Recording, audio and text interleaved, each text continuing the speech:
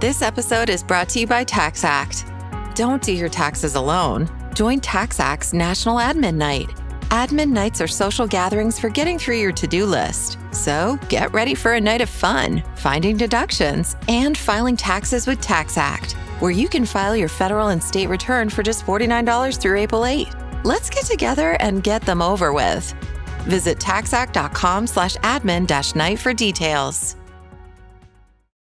LinkedIn is pretty amazing at helping you grow your small business. We cannot stop your new clients from emailing you at 3 a.m. We can help you sell, market, and hire in one place. We cannot help you be in 3 places at once. And while we can't help you organize your calendar, LinkedIn can help you land more clients so you have a calendar to organize. Grow your small business on LinkedIn. Learn more at linkedin.com/smallbusiness. Welcome back to Fine Tooning with Drew Taylor, your one-stop shop when it comes to animation news and commentary. I'm entertainment writer Jim Hill, and Mr. Taylor, whose writings in the industry you can regularly read over on The Wrap, and his musings on the Mission Impossible movies you can still listen to on Light Diffuse, the official Mission Impossible podcast. He and I are recording this week's show on Sunday, April 5th, 2026. Happy Easter for those of you who celebrate the holiday. Likewise, a belated happy holidays for those of you who are celebrating Passover, which this year runs from, this past Wednesday, April 1st, through this coming Thursday, April 9th. And Drew, you and I were talking a little bit off air before we get started here, and you celebrated by checking out a new bookstore right across the street? Or? Yeah, the Last Bookstore, which there's a location downtown. They opened one on Lancashire Boulevard, which is very close to us, and it's just a lovely little used bookstore with a ton of stuff.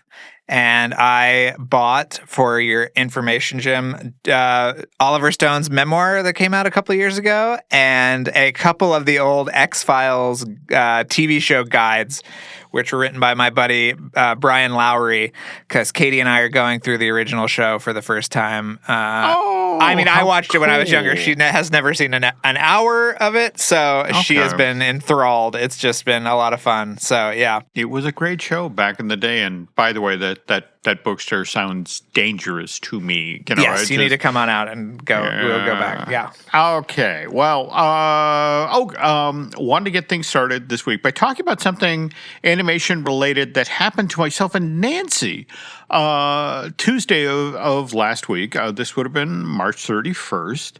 And, so I had taken Nancy to a medical appointment down in Nashua, New Hampshire. That had just wrapped up, so we're headed back home. We're driving north on the Everett Turnpike, and we get to the Bedford tolls, and our car, along with every other car on the highway, Drew, gets diverted down the ramp just before the tolls, and we don't know why we had to do this. I mean, I could see in the distance there were a bunch of blue flashing lights up at the tolls, but so something clearly had happened, some accident or incident, something like that. So we used the back roads to get home, and when I get home, I Google accident Bedford tolls, and it turns out that same afternoon earlier there had been a crash. An electric car had slammed into one of the old booths at the toll plaza, and by the way, the state of New Hampshire is in the process of decommissioning things. They stopped collecting tolls in Bedford 4 months ago, back in January. But anyway, where this story started to get bizarre was, just as this crash happened, Drew, who's driving by the same toll plaza but New Hampshire Governor Kelly Ayotte, and is actually a member of her security detail who offers assistance to the person who's in the burning car, pulls them out of the wreckage. Also, this is an all-electric vehicle, and at the accident scene, supposedly to try to get the fire under control, they dumped 6,000 gallons of water on this thing, and it still wouldn't go out. It was still smoldering as they hauled it away in the flatbed. Evidently, that's a thing with these electric cars, that once they catch fire, they burn for weeks. But anyway, I mentioned at the top of the show, this is an animation-related story, because a day or so after the accident, we then learn who was driving the car. And it was 51-year-old Eugene Mirman, who voices Gene Belcher on the Bob's Burger TV series. And evidently, Eugene had been taken to Elliott Hospital in Manchester with non-life-threatening injuries, where after a day or so, he issues this statement to the effect of, "Thanks so much for all the well wishes, love, and kind messages from friends and strangers, and I am extraordinarily thankful to the heroic people who pulled me from the car and to the warm, kind, and talented staff at the hospital who have cared for me and gotten me on the mend. And I am thankful beyond words to be here and doing relatively all right, all things considered." And okay, long story short, happy that Merman made it through this incident. By the way, single car accident involving his 2026 Lucid Gravity. Have you ever heard of this brand of car, Drew? The Gravity or the Lucid? No. I do like that it's a electric car that took 17,000 gallons of water to put out. Really offsetting its carbon footprint there. Oh, true. But you know, and look, you know that he was initially reported as having serious but non-life-threatening injuries, but it was weird this past Tuesday to stumble onto this incident. It was happening in real time. By the way, you know, Eugene, you know, would go on in his statement to the press, apologized to friends and family about being able to reach out to them, but he had been offline for a few days because, well, he's in the hospital recovering from a car crash, and evidently his phone burned up in the car. But he goes on to say, I would not recommend my method for decreasing your screen time. And then Mirren goes on to talk about the number of strangers who evidently have reached out to him while he's in Elliott Hospital and then asked him if he would please come on their podcast, which, by the way, I swear to God, Drew and I have not done this. All right? Though, maybe we should have. You know, he was local. He was available. So, anyway, speaking of time, it's now time for us to acknowledge our sponsor here at Fine Tooning, which, of course, is unlockmagic.com, the go-to place for some of the best deals in theme park tickets. And if Disney or a Universal trip is anywhere on your radar in 2026, Unlock Magic helps you lock in great ticket prices without the stress. All of it handled by people who know the parks and, more importantly, how to save you money. So if you're thinking, okay, maybe this is the year that we finally go, head on over to Unlock Magic to grab the best ticket deals and then make that future trip just a little more magical. Okay, so now Mr. Till and I will pivot to talking about this past weekend's North American box office. You folks may recall that on last week's show, we talked about how the initial box office projections for the Super Mario Brothers Galaxy movie had this Illumination film, it was 150 to 65 million worth of tickets sold over its opening weekend, right? Yeah. And like I said, Jim, they were purposefully downplaying it, I think. Yeah.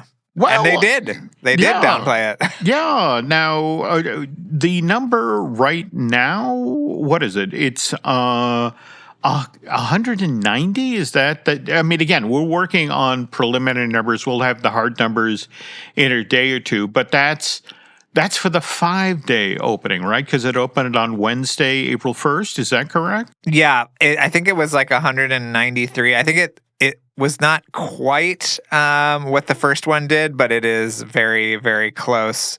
At least globally, I believe it's 375. Okay, 372.5 is what they're looking at right now. The first one was 387.8, but we're quibbling here, Jim. Where these are huge numbers. No, absolutely. Yeah. More to the point, and by the way, this comes on the heels of the huge success of Project Hail Mary. But as of right now, this is the highest opening weekend for the year. I mean, especially if you combine, North American and the gross overseas, but still just a touch less than the original film made back in 2023. Yeah. It is the only animated franchise to have 2 titles open over 350 million globally. It is the second highest global opening for Illumination after the first movie, second biggest global opening for a film based on a video game after the first movie, and the 5th biggest global opening for a Universal film of all time behind Super Mario Brothers, Fate of the Furious, Jurassic World, and F7. So Okay. pretty good numbers, Jim. Yeah, they got to be happy up there in the Black Tower. But I have to ask though, what did you yourself think of Super Mario Brothers Galaxy movie? Because you just got to see it for the first time this past Monday, right? Yeah. I actually liked it more than the first one. I know that's kind of a controversial statement, but Jim, as longtime Teen Titans Go fans and the directors being veterans of that series and that movie, Teen Titans Go to the movie, which I love, there is a little bit more wackiness in there that I appreciated. And yeah, I mean, I as a child of the 80s and 90s, the amount of references, Jim, are just off the charts. But yeah. Well, that, in fact, I think, what was kind of interesting was to watch the initial reactions and having a number of critics, say to the effect of, there's a lot of Easter eggs. I mean, it just, and, there's just a part of me that's like, well, they did open it over the Easter weekend. I mean, when is a more appropriate time to have a lot of Easter eggs? But that's true. That's very true. I think we should just buckle up for another movie in just a couple of years. I mean, that's the really amazing thing is how quickly this thing got put together. Oh. Especially because they finished animation in November of last year, which is just insane. So, wow. So this has been sitting in the can since November? Yep. Woof. Yeah. Okay. Yeah. Okay. There is another animated film out there in theaters right now. Pixar's Hopper it was number 3 at the box office this past weekend, behind Project Hail Mary. Did 5.8 million in domestic ticket sales, but if we combine what this Daniel Chong film has done in North America with it overseas ticket sales, worldwide gross of 332 million. Again, not too shabby.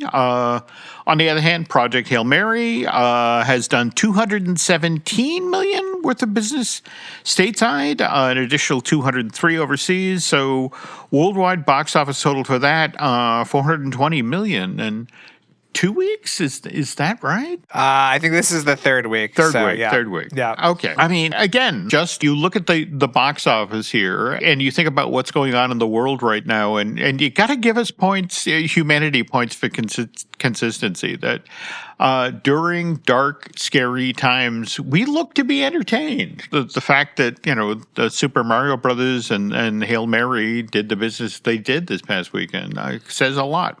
So anyway, Mr. Taylor and I have more animation news to share. But before we do that, there's this. This episode is brought to you by State Farm.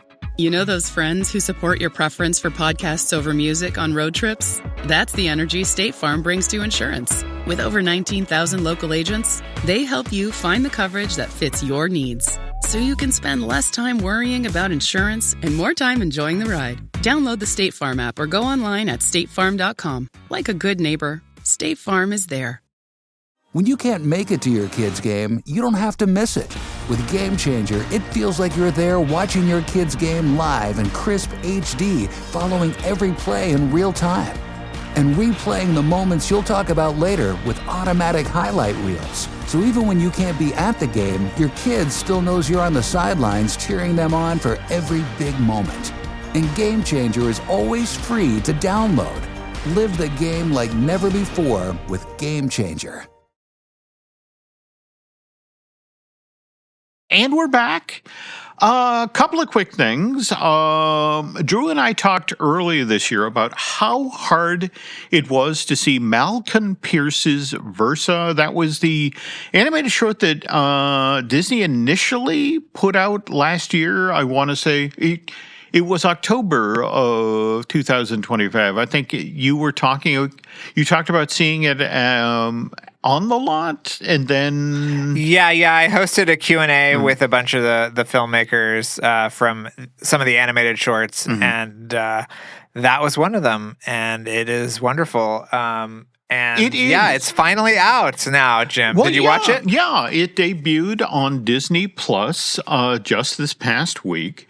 And in fact, what was kind of interesting is I remember, Drew, when you were talking about, I want to say 4 of the 5 films that wound up being nominated for Academy Awards this year were screened at that event, including Forever Green by Nathan Engelhart and Jeremy Spears. Yeah, there were a couple that didn't make it in, but yeah, that we saw some good ones. Yeah, for sure. We did. And what was interesting about Versa is while it made the first cut, and there were 80 shorts, I want to say, that were considered for an Academy Award this year.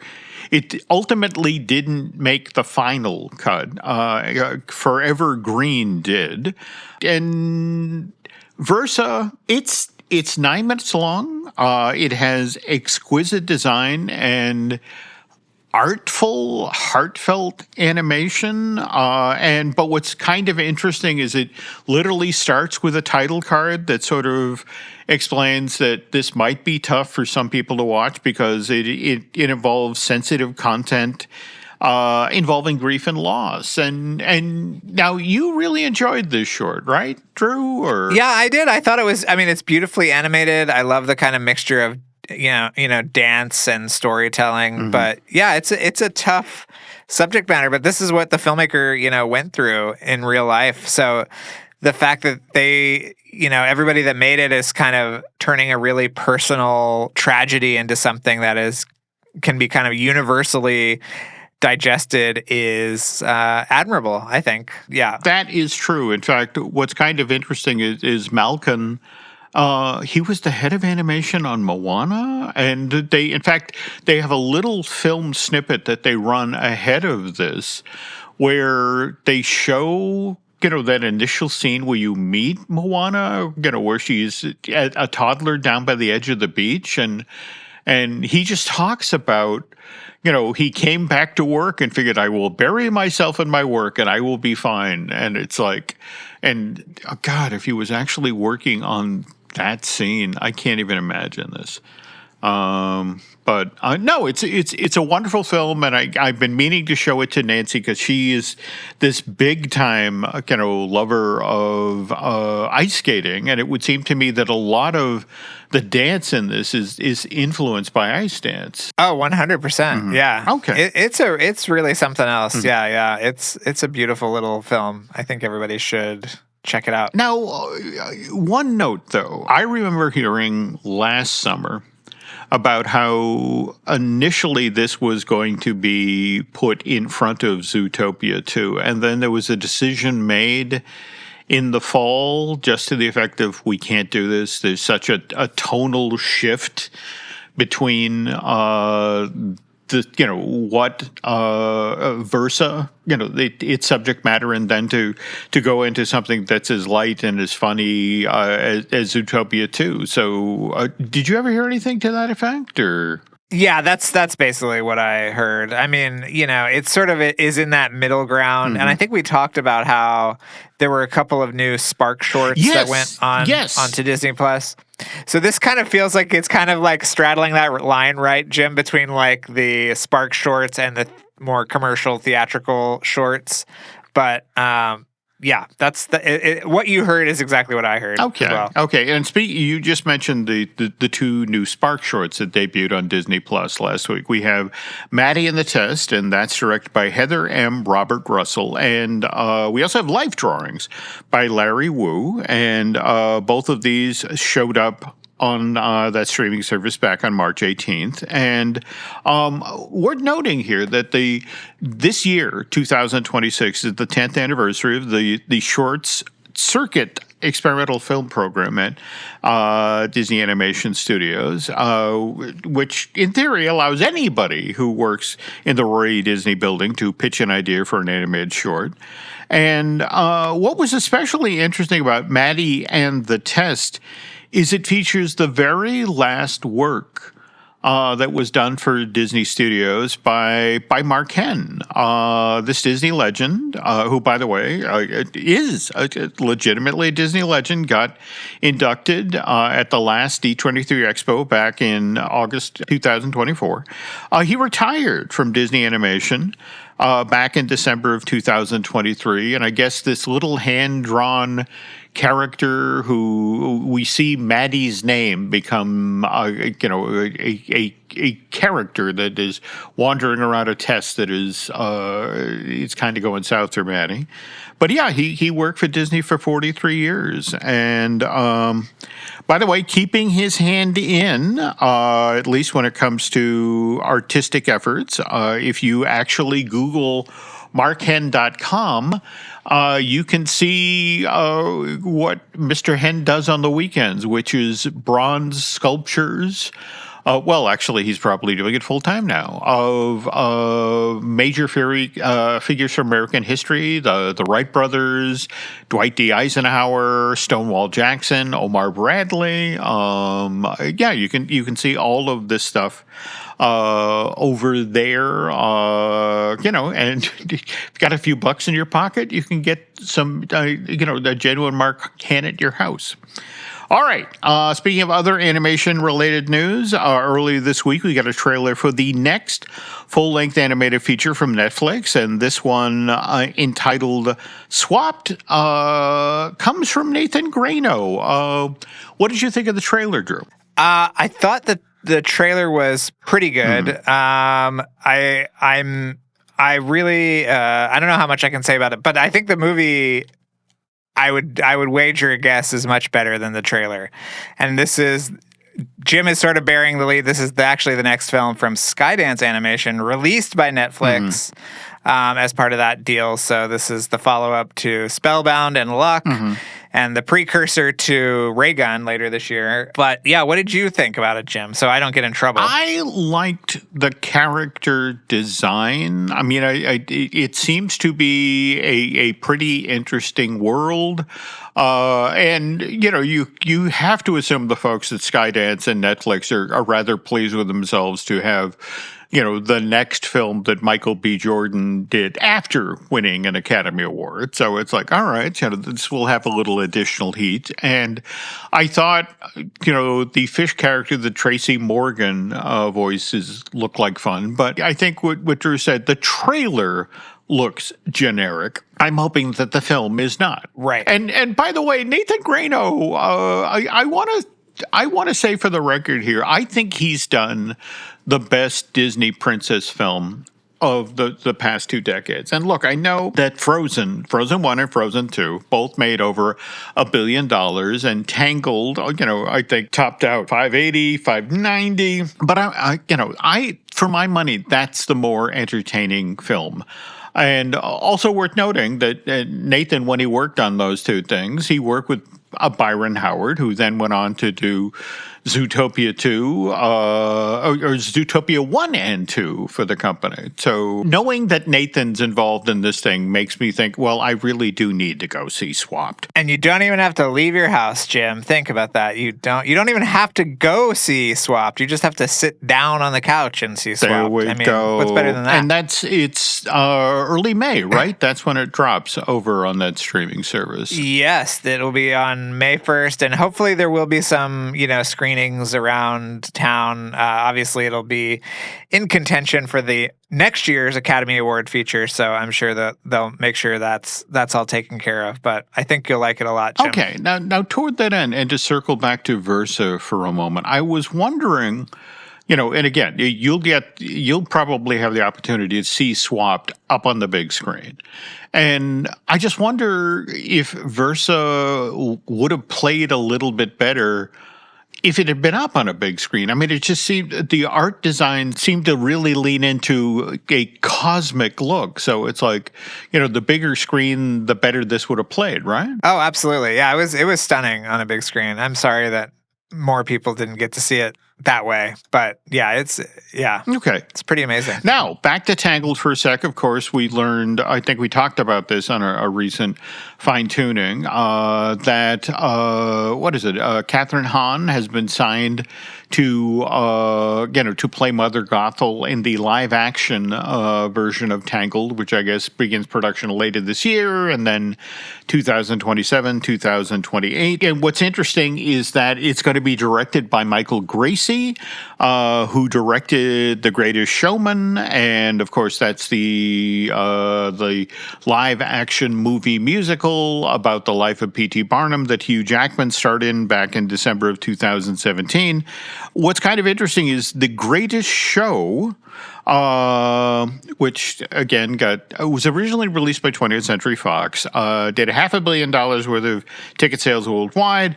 Disney Theatrical, after the Mouse acquired certain Fox assets in 2019, announced that it would be turning that musical into a show for the stage, and it opened at the Bristol Hippodrome just last month, March 15th, continues to run there through May 10th of this year, and is supposed to move to a yet-to-be-named West End theater sometime later this year, early next year. And I bring that up because one theater, which will be available in London soon, is the Drury Lane. That's where it was announced just this past week that the West End production of Disney's Hercules will be closing on September 5th of this year, 2026, in this musical for the stage, directed by Casey Nicholaw, same guy who directed Disney's Tony Award-winning Aladdin. Opened in London in June of last year, 2025, and the London production was actually based on one that had been mounted at the New Flora Theater in Hamburg, Germany, back in March of 2024, and it concluded its run there September of last year. Also directed by Nicholaw. And Drew, there's been talk about this show coming stateside. It had previously played at the Paper Mill Playhouse in New Jersey for a month, February of 2023 into March of that same year. And prior to that, there was a 1 week sort of proof of concept version of the show that was done at the Delacorte Theater in Central Park. But what kind of has tripped up this coming out, or at least debuting on Broadway, is that, what was it? In 2020, it was announced that Disney was prepping a live-action version of Hercules. This was going to be produced by Anthony and Joe Russo, mostly known for their work at Marvel, Infinity Wars, Endgame. In fact, they're also behind Doomsday and Secret Wars. And Guy Ritchie was supposed to direct, and he was the guy who had directed Disney's live-action version of Aladdin. But that, I don't know what to tell you. That seems to have fallen apart back in January of 2024. Ritchie walked away. And since then, there's been talk of a rewrite of the script, which is now being told from the point of view of Hades, which, look, that sounds like a fun idea, but wouldn't that mean you'd have to lose a lot of the songs from the score? Because I don't think Hades actually sings in the thing. Yeah. I'm sure we'll get some new information, Jim, in just a few months at the D23 Expo in Anaheim, California. But the musical is not dying in London. That I can't say anything specific, but hopefully we will all get to see it soon. But it's not. Right. It's not over because it's closing in September. It will live on. Right. I promise you. I like that idea. Now, speaking of the score from Hercules, there's, of course, Go the Distance, which, by the way, was literally just used in the new nighttime show at the newly rebranded Disney Adventure World in France, formerly Disney Studios Park in Paris. That whole rebranding thing got redone on March 29th. In fact, I think, Drew, you and I were talking off air about, how many people from Disney Animation were actually over there for the opening or the relaunch of that park, right? Especially the Frozen 3 production team. Frozen 3, Jared was over there. There were a lot of Disney Animation folks. All, doing a prayer circle to make sure that Olaf doesn't fall over again. But, Yes, Mr. Schul was sharing the story about Olaf falling over and then what folks on social media did with that immediately afterwards. I like that his nose kind of just rocketed off because it's kind of a magnetic thing. So as soon as it fell, it was like Artemis 2. Here we go. All It right. just killed me. Speaking of which, though, among the things that debuted was the brand new drone show for the park, Disney Cascade of Lights, 20-minute long, 379 drones, including the first ever use of aquatic drones in a Disney show. This is staged out on Adventure Bay and featured Mulan, Judy Hopps, Moana, Hercules, and Marvel characters. I want to bring this part up, Drew, because, again, it needs some help from Fine Tooning listeners. How many of you remember back in October of last year, suddenly on social media, there was this image of a drone show that was being tested out in Newhall, California. By the way, just over the hill from where Jim Schul lives. But it was being done at night high over Golden Oaks Ranch, where Disney has, a bunch of, sets and sound stages and the like. And, and initially it was thought, okay, so that must be going to Disney Adventure World. But then, evidently folks in the company were like, no. That, this is, what you saw was the drone show that was going to be done over the Disney Destiny when that cruise ship was dedicated on November 10th. And by the way, this show featured a ton of Hercules stuff as well. Now, where this gets interesting is you can now watch both of these drone shows, Disney Cascade of Light and the Disney Destiny Christening Show. They're available on YouTube. And with the exception of a giant manta ray, which is Moana's grandma from that film, it's different effects, it's different characters than what was in the sky over Golden Oaks Ranch. And so, all right, so the folks then were like immediately, oh, no. It's the christening show for the Disney Adventure, which, by the way, was christened on March 4th in Singapore. But here's the thing, Drew. Again, you can watch the christening show online on YouTube. And it wasn't a projection show. It wasn't a thing where they flew drones over the ship. It was held inside of the boat in the Walt Disney Theater. So, no drone show. So what was this thing that Disney was testing for several nights in October last year? Did anybody know what this thing was in the sky over Golden Oaks Ranch? And if so, where's it going to eventually show up? That really took a turn because I thought you were going to ask people to send somebody to send us one of these Disney Adventure World making of books that you can only buy in the park, which I think we need to appeal to people about that. But yes, also the mysterious drone show details. We need it all. Well, because I was completely unaware of a Disney Adventure World making a book. It's like, yes, Mr. Taylor and I do in fact need copies of that book. 2, please. Yes. Well, Jim, you hooked me up with the Disneyland Paris 30th book, so I treasure that. That park is great because they have specific books that you can only get in the park, dedicated to specific attractions, and so this is another good one that we need. Well, there we go. And on that note, let's pause here for a quick commercial break. But when we come back, more animation. Instagram teen accounts have automatic protections for what teens see and who can contact them, plus time management tools. And Instagram will continue adding built-in safety features to help create age-appropriate experiences. Learn more about teen accounts and Instagram's ongoing work to protect teens online at at Instagram.com/teenaccounts.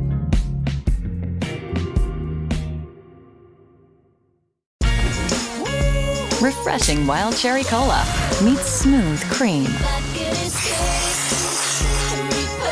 The treat you deserve. Pepsi Wild Cherry and Cream. Treat yourself.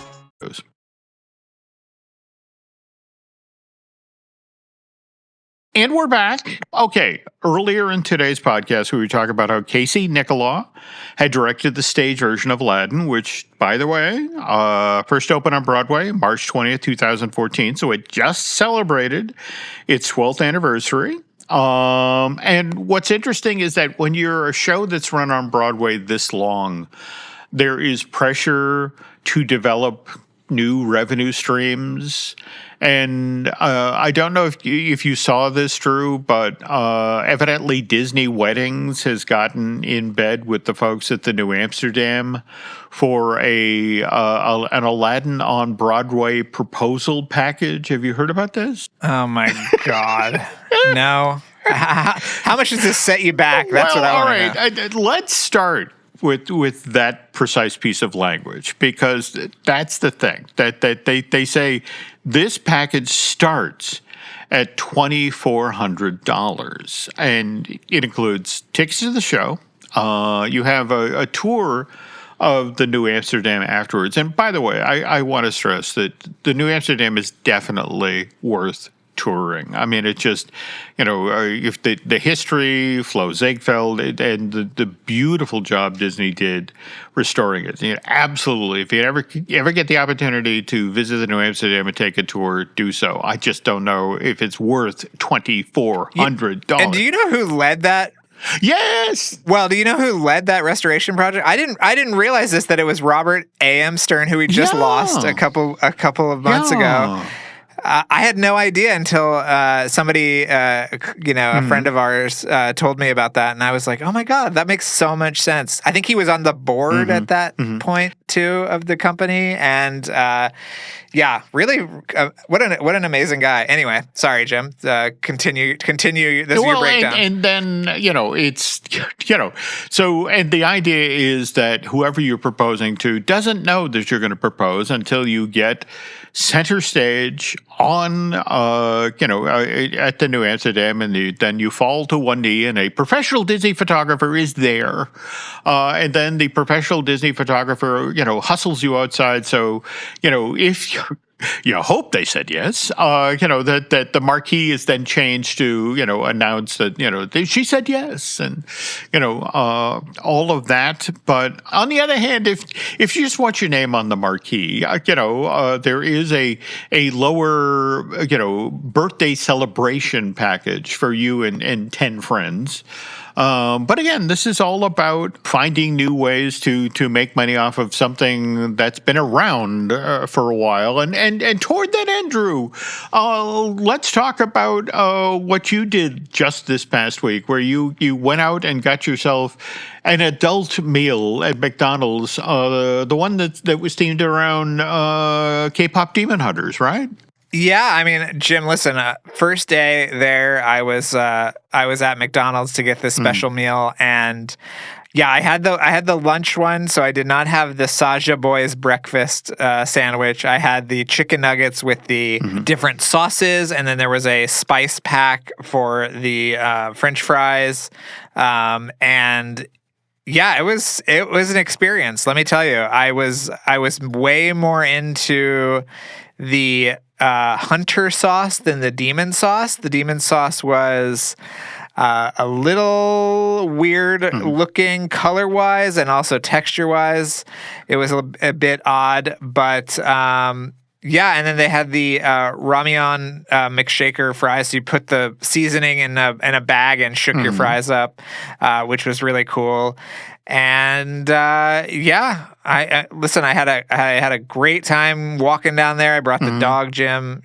She was my sanctioned K-pop super fan. Being from Korea, well, so there we go. yeah, yeah. No, it was great. Yeah, and they released another, I think, 16-second spot with some new animation too, which is also Cool. really lovely. I will have to check that out. And didn't they Check it out. come with a collector card as well? Yes, I got Rumi. It was one of 6 photo cards, and then some kind of QR code that entered you into a drawing of some kind with the tiger on it. But the only thing I have not tried, well, I haven't tried the breakfast meal, but I also have not tried the derpy McFlurry. So that's the other one I gotta try. But I'm sure it's lovely.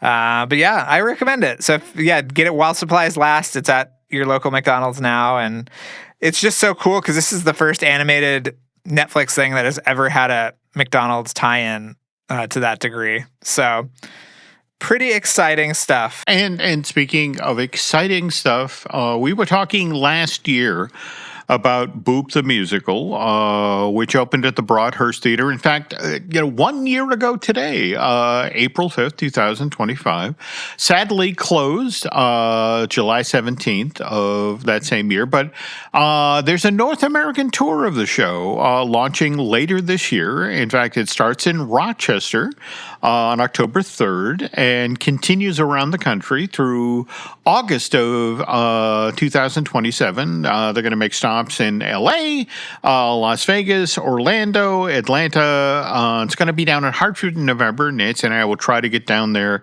to catch that then.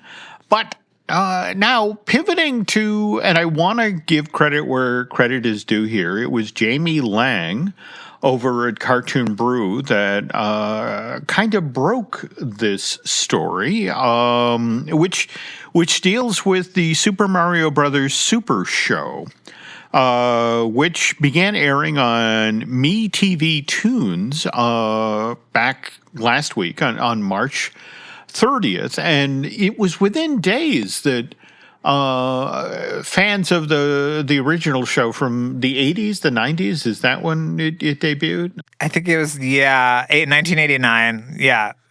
Okay. All right. And they began noticing some pretty, significant changes, right? Yeah, I mean, it was really weird, like some of the images that people were pulling up. But yeah, I mean, Jamie actually got a statement from Wild Brain, who I guess owns the rights now, and who put these out onto MeTV Toons, which is a channel we love, Jim.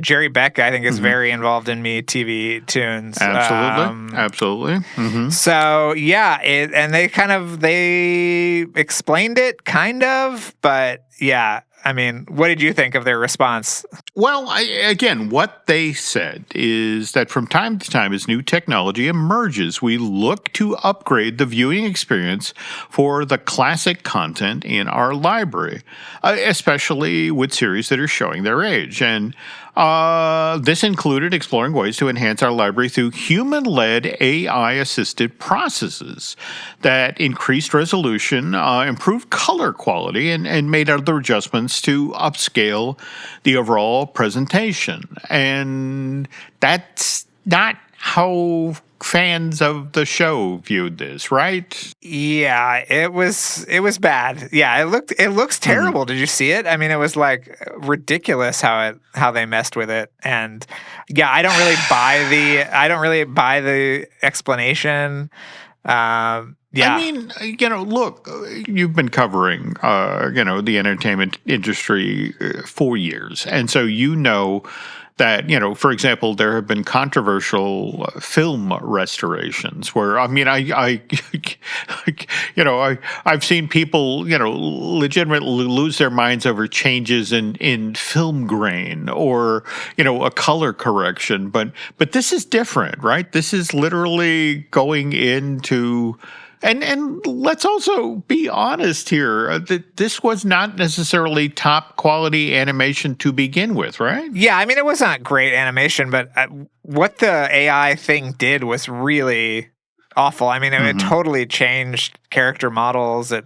Backgrounds were like very compromised. It was bad. I mean, and I know, Jim, that I know exactly what you're talking about. I mean, every time there's a new version of Jaws that comes out, that it sparks, several months of debate about film grain and texture and sound effects and everything else. But this was bad. This was really bad. And I just worry about the precedent of this kind of thing and who's going to be doing stuff like it in the future, because I'm just worried.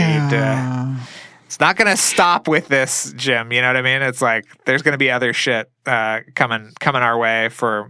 I mean, it's interesting because, again, I think I talked about how, last month, the Hersies and I went to Las Vegas, and one of the things we saw while we were in town was the version of the Wizard of Oz experience at the Sphere, which they are very careful to stress is not the movie. In fact, and what's kind of interesting is that, when you're watching this thing on the giant screen at the Sphere, there are moments where it's like that. That's not good. They're just things that, they're genuinely wonderful moments in this experience. But at the same time, you can't help but notice that, for example, there's a character to the side that's, has a very limited piece of animation that they're repeating over and over and over again.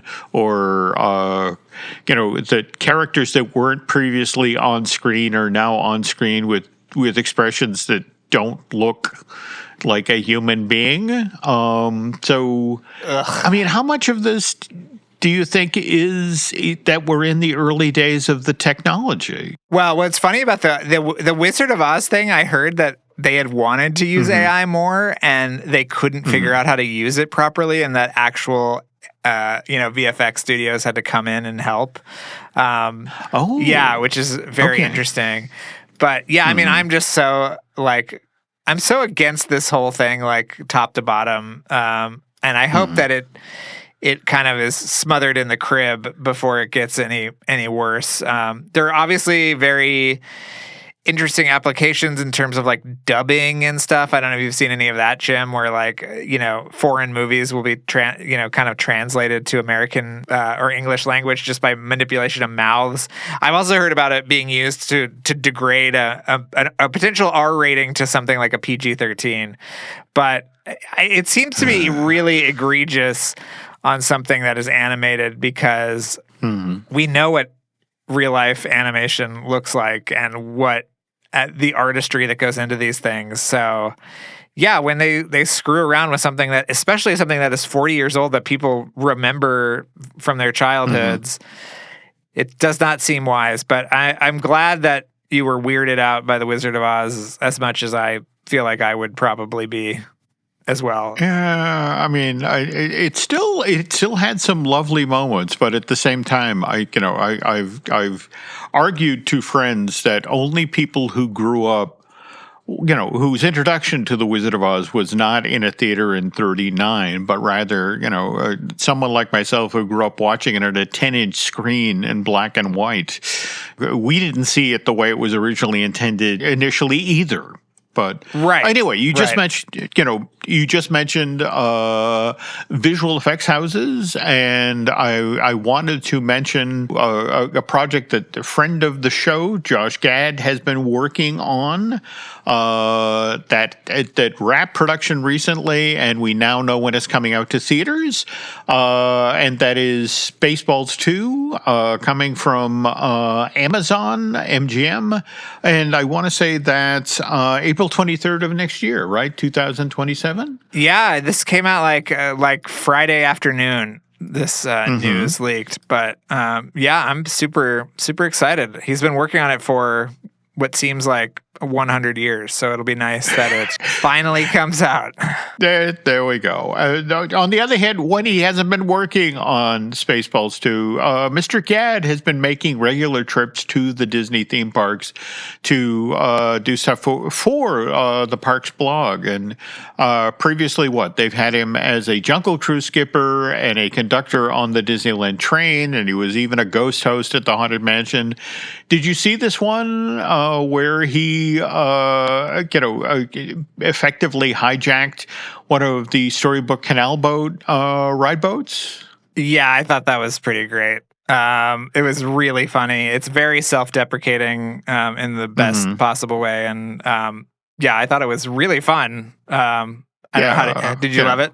I especially enjoyed the vengeful ducks. That toward the end there they shrink Josh down and send him into the Storybook Canal line. Yes. He's about to be consumed by Jurassic ducks. So, anyway, speaking though of that Spaceball news, that was announced out ahead of CinemaCon, which is happening next week in Vegas at Caesars Palace, April 13th through the 16th. You headed that way, Drew, this year? Or I wish. I would love to go because, Forgotten Island is premiering there, which, I would love to see. But I did not get invited, or I'm not assigned it, I should say. So okay, yeah, all right, yeah. Who knows, Dang. Jim? You never know with me. It's also so close that it's a very easy trip to get to. But it is. It is. In fact, I was startled. I always forget that it's a 4-hour drive. Yeah, and you get something pleasant on the radio, and suddenly you're there. Yeah. Though that said, I want to be sure and ask, in between now in CinemaCon, are there any panels that you're moderating or presentations? Not that I know of, but you never know. Again, Jim, you never know. I get a call that says be at this theater in 2 hours, and I'm there. So yeah. Well, anyway, folks, if you enjoy Mr. Taylor's take on the world of entertainment, I cannot stress enough that you really need to go check out Light the Fuse, the official Mission Impossible podcast. And Drew did this show with Charles Hood, and there are nearly 300 episodes in its archive, and each of them loaded with amazing behind-the-scenes stories. And speaking of stories, I want to also remind you that you need to pre-order a copy of Drew's next book, The Art of Wildwood. That thing hits store shelves on October 6th of this year and celebrates Leica's latest stop-motion masterpiece, Wildwood, which opens in theaters October 23rd and is being presented by our friends at Fathom Entertainment. And speaking of entertainment, we got a couple of podcasts here at Jim Hill Media we think you might enjoy. Disney Dish with Len Testa, the Epic Universal podcast. I do that with Eric Hersey. Likewise, I Want That Too. That's the Disney Merch podcast that I do with Eric's lovely bride, Lauren. And our newest show, The Case 4 with Chris Cox. And then over on Patreon, you'll be able to find this month, especially if you subscribe to Disney Impact, we've got some new walkarounds of the park, two that Len and Jim Schul did down in Orlando, and one that Mr. Schul and I just did in Anaheim last month. Plus, we've got episodes about the Disney castles and A Small World coming up shortly. Anyway, also want to thank Eric Hersey and David Gray for the great job those two do when it comes to editing and production of this podcast. Also, a quick favor, folks, if you could head on over to Apple Podcasts and rate and review not just this show, Fine Tooning, but also Light the Fuse. Give that a little love. Social media. Drew, where can the nice folks find you? On X and Instagram, mostly at Drew Tailored, like a tailored shirt. And Jim, where can people find you? Pretty much the same thing. X and Instagram. Over there, I'm at Jim Hill Media. And then on Facebook, it's Jim Hill Media News. And with that, folks, that brings this episode of Fine Tuning to a close. Want to thank you for listening. And Mr. Taylor and I will be back soon.